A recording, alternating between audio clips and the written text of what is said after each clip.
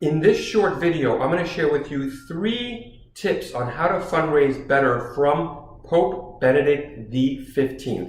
Hi, I'm Brice Sokolowski, the founder of CatholicFundraiser.net, a website that is completely dedicated to helping Catholics just like you with their fundraising, making it more aligned with their mission. So whether you're a lay apostolate, a religious order, a parish, a diocese, even a hermit, this is for you. I'm helping over 6,000 Catholics every month through my website. I'm very humbled and very excited because I get a lot of feedback from Catholics on what's working and how to make things even better. So before we move forward, I just want to make sure that you download the 10 Commandments to Catholic Fundraising. This is 10 things that I think you should be doing with your fundraising because it's helped me and it's been approved and read by thousands of Catholics who say, yes, this is great, I really like it. So make sure that you jump over to my website, CatholicFundraiser.net, and download the 10 Commandments completely free. Okay, let's dive into Pope Benedict XV. He wrote a fantastic encyclical back in 1921, and I'm looking at my notes. If you're watching this or listening to this on the podcast, YouTube, or even on my website, there's going to be notes. If you jump over to my website, CatholicFundraiser.net, everything that I'm talking about, you can get links for them. So, Pope Benedict XV, he wrote an encyclical in 1921 called, pardon my Latin, Sacra Propendium, and it was an encyclical written about the Franciscans, and in particular the Third Order, which were called the Tertiaries. Horrible with my pronunciation. And I think this is very timely because we're talking about this week the about Saint Paul Miki and companions who were martyrs in Japan.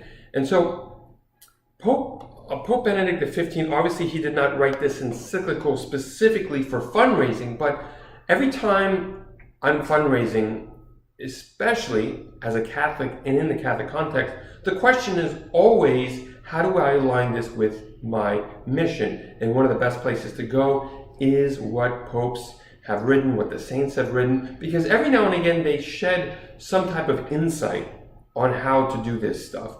They don't always say specifically in some places, and in some videos I've shared that. In this one, Pope Benedict doesn't say specifically on how to fundraise, but he really sheds light on what other things to do that can help fundraising and definitely what not to do. So here are 3 tips from Pope Benedict XV and his encyclical written back in 1921, Sacra Propendium, on the Third Order of Franciscans.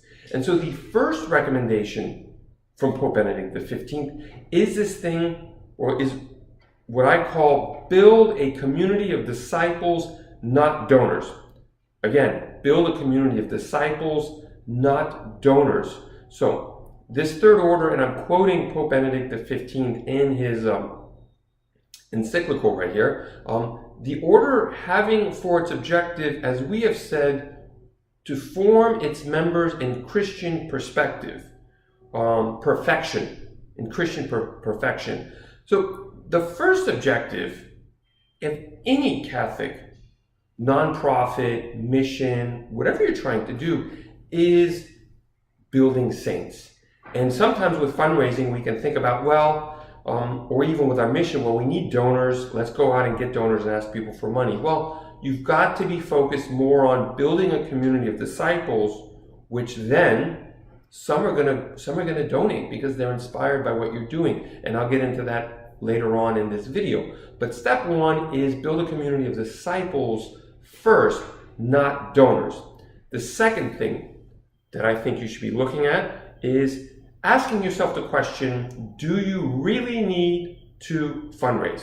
Again, I'm going to be quoting Pope Benedict XV here. Now there are 2 passions, he's saying, that are dominant in the profound lawlessness of morals.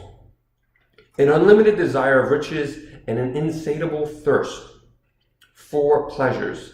It is this which marks with a shameful stigma our epoch. So he's talking about 1921. We fast forward to today, 21st century, nothing's really changed. So he tells us, be aware, often you can do, so he tells us, beware of these immoralities, trying to get unlimited desires of riches.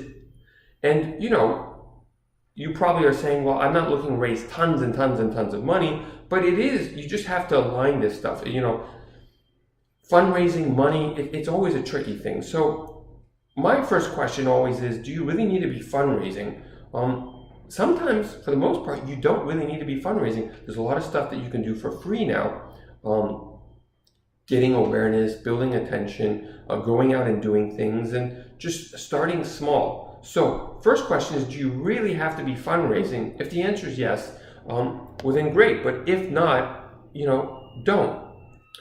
And so the third point, which is going to lead into if you are needing to fundraise, is build a community that embraces spiritual poverty and Christian charity.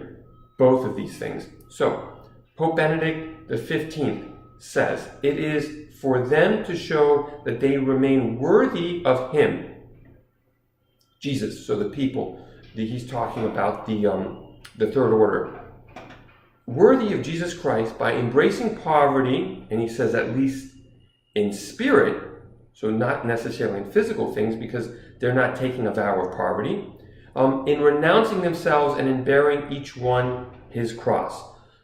So again, the key point number one is build a community of disciples, not donors. And then if you are fundraising, make sure that you're allowing them to build this spiritual poverty as well as Christian charity. These things go hand in hand. You can't just be fundraising. You just can't be asking people for money. And even with your donors, you have, I would say, a responsibility on making sure that they achieve some type of spiritual poverty, because it's not just about saying, hey, thanks for the donation, I'm going to go off and I'm going to do things. So you have to be very, very particular, very focused on this stuff. So I hope that this has helped you. Pope Benedict XV, a lot of the popes, the saints, the lives of the saints, everybody's been very, very helpful in offering some type of wisdom in what we can do with our fundraising, especially as Catholics. So if you like this, hit the like button, put a comment, share this with a friend, share this with a Catholic organization that you think could benefit from this. I really appreciate your attention. Thank you so much. God love you, and I will speak to you next week. Bye.